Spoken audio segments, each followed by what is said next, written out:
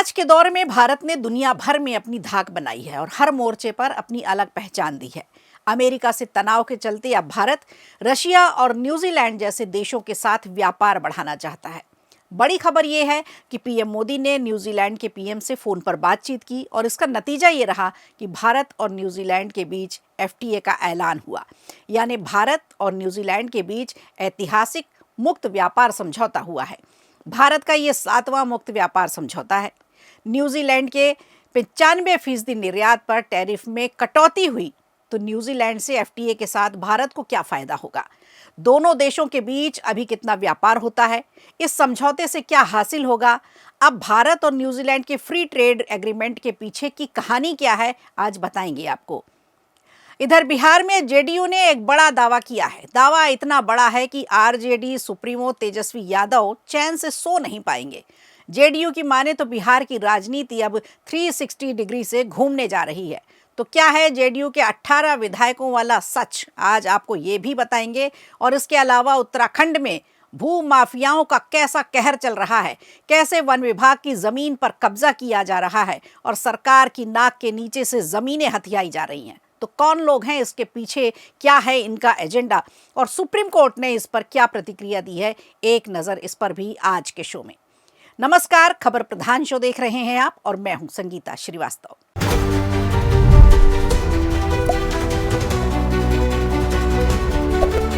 चलिए शुरुआत करते हैं इस वक्त की सबसे बड़ी अंतर्राष्ट्रीय आर्थिक खबर से। दरअसल भारत और न्यूजीलैंड के बीच एक ऐतिहासिक फ्री ट्रेड समझौता यानी एफटीए हो चुका है, जो आने वाले सालों में दोनों देशों की अर्थव्यवस्था की दिशा बदल सकता है। भारत और न्यूजीलैंड के बीच एफटीए पर मुहर लग गई है।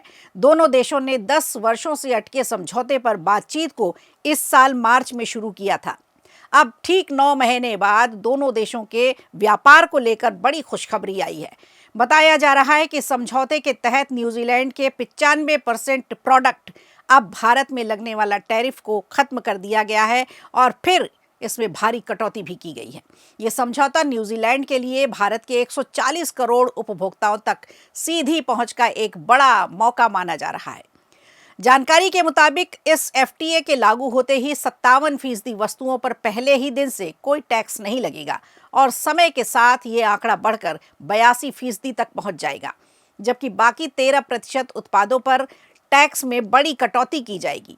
सरल शब्दों में अगर इसे समझें तो न्यूजीलैंड के एक्सपोर्टर्स के लिए भारतीय बाजार पहले से कहीं ज्यादा सस्ता और आसान हो जाएगा। अब बात उन उत्पादों की जिन्हें इस समझौते से सबसे ज्यादा फायदा होने वाला है।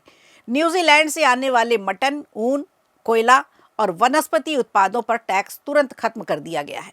वहीं कीवी फ्रूट और सेब जैसे फलों के लिए भी विशेष रियायतें दी जा रही हैं।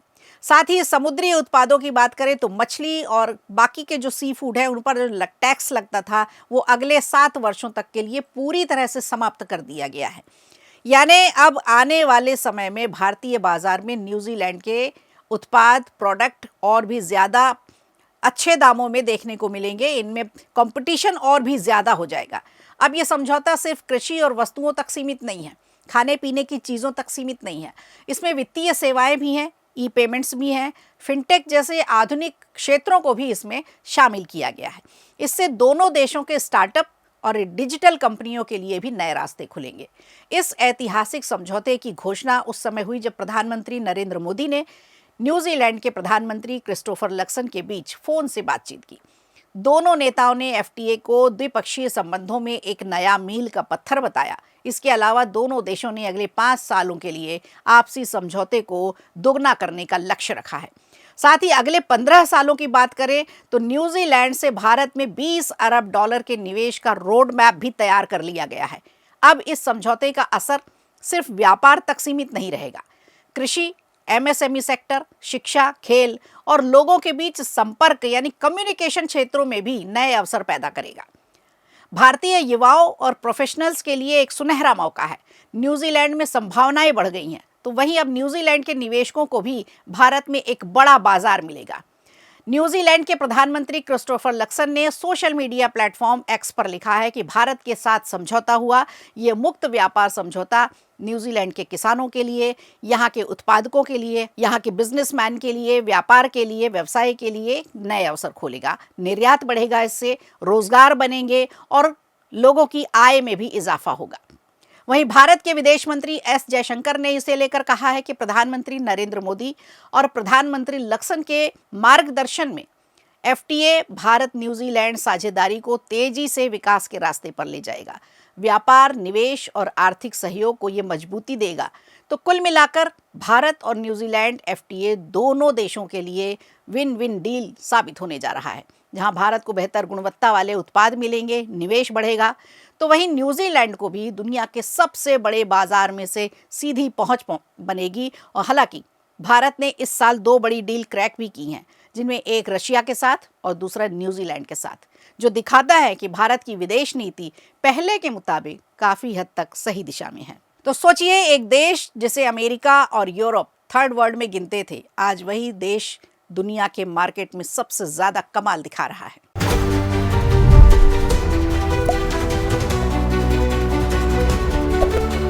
और आइए अब चलते हैं बिहार की राजनीति में एक बार फिर खेला शब्द चर्चा में आ गया है। इस बार सियासी गलियारों में हलचल राष्ट्रीय जनता दल यानी आरजेडी को लेकर तेज है। चर्चा है कि खरमास के बाद आरजेडी में बड़ा राजनीतिक खेला होने जा रहा है और पार्टी के कई विधायक अपना पाला बदल सकते हैं। अब इन अटकलों को हवा दी है किसने? तो आपको बता देते हैं कि मुख्यमंत्री नीतीश कुमार की पार्टी जेडीयू ने इसे हवा दी है। जेडीयू का दावा है कि आरजेडी के 18 विधायक उनके संपर्क में हैं और आने वाले समय में बिहार की राजनीति में बड़ा उलटफेर देखने को मिल सकता है। दरअसल बिहार में अगले साल राज्यसभा की 5 सीटें खाली होने वाली हैं। इनमें से 2 सीटें जेडीयू, 2 सीटें आरजेडी और 1 सीट बीजेपी के खाते में है, जिस पर फिलहाल उपेंद्र कुशवाहा सांसद हैं। जेडीयू का दावा है कि इस बार एनडीए की नजरें 5 सीटों पर हैं। एक मीडिया हाउस से बातचीत में जेडीयू के एमएलसी नीरज कुमार ने कहा है कि महागठबंधन, खासकर आरजेडी के कई विधायक उनके संपर्क में हैं। उन्होंने कहा कि जनता ने एनडीए को प्रचंड जनादेश दिया है। हमारे लिए लहर है, लेकिन तेजस्वी के लिए ये कहर है। उनका दावा है कि आरजेडी के विधायक बेचैन हैं, नेतृत्व से नाराज हैं, यानी तेजस्वी यादव से खुश नहीं है। जेडीयू प्रवक्ता मनीष यादव ने तो इससे भी बड़ा दावा कर दिया। उन्होंने कहा कि आरजेडी में भगदड़ मचना तय है और पार्टी नेतृत्वविहीन हो चुकी है। उनका आरोप है कि तेजस्वी में नेतृत्व की क्षमता नहीं है। चुनाव हारने के बाद वो बिहार से पूरी तरह से गायब हो गए हैं। वैसे तो राहुल गांधी भी गायब हो चुके हैं बिहार वोटर के यात्रा के बाद, फिर वो दोबारा बिहार गए ही नहीं। और अगर विधायकों की बात करें तो तेजस्वी के विधायक भी नाराज हैं। उनका कहना है कि तेजस्वी अब संवाद ही नहीं कर रहे हैं, उनसे बातचीत ही नहीं कर रहे। तो जेडीयू के सुर में सुर मिलाते हुए बीजेपी भी अब मैदान में उतर आई है। बीजेपी विधायक इंजीनियर शैलेंद्र ने कहा है कि मुख्यमंत्री नीतीश कुमार के नेतृत्व से प्रभावित होकर आरजेडी के कई विधायक अब एनडीए में शामिल होने की मंशा रखते हैं। उन्होंने सवाल उठाया कि जब तेजस्वी यादव राज्यपाल के अभिभाषण के दौरान विदेश में थे तो विधायक उनके साथ कैसे काम करेंगे। अब कुछ रिपोर्ट्स की अगर माने तो वो दावा कर रही हैं कि जेडीयू की नज़र अब सिर्फ 2 नहीं बल्कि 3 राज्यसभा की सीटों पर है। फिलहाल बिहार विधानसभा में बीजेपी के 89 और जेडीयू के 85 विधायक हैं और जेडीयू आरजेडी के 18 विधायकों को अपने पाले में कर लेती है तो जेडीयू के पास कुल 103 विधायक हो जाएंगे और बीजेपी से वो आगे निकल जाएगी और सबसे बड़ी पार्टी बन जाएगी।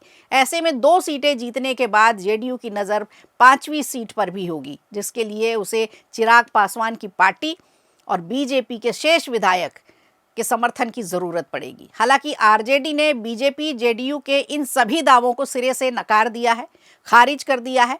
आरजेडी प्रवक्ता शक्ति यादव ने तो ये तक कह दिया कि जेडीयू और बीजेपी एक दूसरे को डरा रही हैं।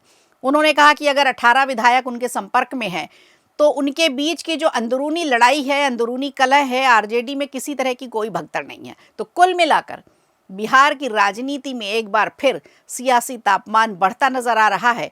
अब राज्यसभा चुनाव से पहले खेला होगा या नहीं, ये आने वाले दिनों में साफ हो जाएगा। हालांकि अब एक दिलचस्प खबर ये भी है कि तेजस्वी बिल्कुल ही अकेले पड़ चुके हैं, क्योंकि उनके बड़े भाई ने भी एक बड़ा बयान दिया है, वो भी आपको बताते हैं। वो ये दिखाता है कि विपक्ष और तेजू भैया की विचारधारा इसके बिल्कुल उलट हो चुकी है। तेज प्रताप ने वीबीजी रामजी बिल 2025 को लेकर कहा है कि महात्मा गांधी को कोई नहीं हटा सकता। राजधानी पटना में मीडिया से बात करते हुए उन्होंने कहा कि स्वयं महात्मा गांधी भगवान राम का नाम लेते थे। उन्होंने कहा कि महात्मा गांधी के साथ साथ भगवान राम के प्रति भी सम्मान है उनका। ऐसे में अब देखना दिलचस्प ये होगा कि बिहार की राजनीति में तेजू भैया, तेजस्वी और आरजेडी जेडीयू की जो खिचड़ी पक रही है उससे क्या बदलाव आने वाला है।